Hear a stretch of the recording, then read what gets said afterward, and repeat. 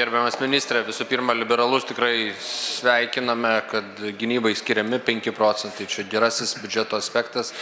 Bet norėčiau paklausti apie skolos lygio augimą. Projekcija, kurią jūs paskutinėje skaidrėje rodote, tai yra, kad jūsų kadencijos laikotarpiu Lietuvos valstybės skolą padidins 10 nominalių BVP procentų. Lietuvos skolos lygis niekada taip greitai nešoko kaip jūsų. Praeita vyriausybė mažino valstybės praskolinimą, šitą didina.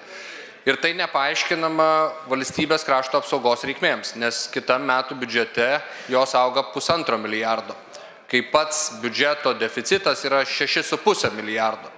Tai kas ketvirtas valstybės išleidžiamas euras yra skolintas euras arba ateities kartų euras. Kodėl socdemai nekarpia savo poreikių, nes gynybą jūs neužsidengsit. Jūs skolinatės milijardą papildomai socialiniai paramai ir pasižiūrėjus eilučių išlaidų eilutėse, vienintelė sritis, kuriai mažinama, yra ekonomika.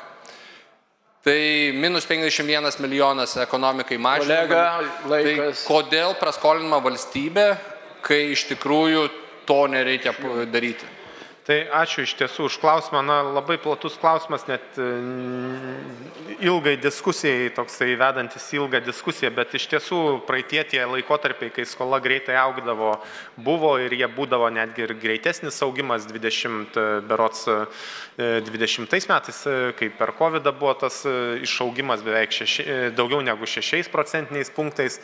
Ačiū Dievui, COVID-ui ruošiamės ilgesniam ir sunkesniam, jisai greičiau pasibaigė ir turėjom geresnį atsigavimą, tai dėl to ta skola buvo paskui sumažėjo jūsų vyriausybės metu. Tai iš ties dažnai šitus dalykus ir dabar juos lemia dėja ne mūsų diskretiniai sprendimai kažkokie tai, kad skirt kažkam per daug pinigų, bet būtent ta išorės aplinka, išorės rizika, kurios mes tiesiogiai paveikti negalime. Taip ir šiuo atveju mes, nepamirškit, kad esam dabar apriboti išlaidų augime labai griežtai iš tiesų. Vienintelė išlyga yra tik tai dėl gynybos.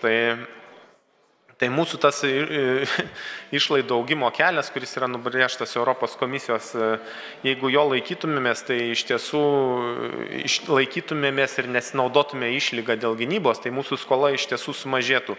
Ir didžioji dalis išlaidų, apie kurias jūs šnekėjot, socialinės išmokos ir panašiai, jos yra indeksuotos, jos yra automatinės. Šie socdemai jokio sprendimo nepriėmė, galbūt vienoje vietoje tik tai, kuris susijęs su RRF rodikliu, tai iš ties šioje vietoje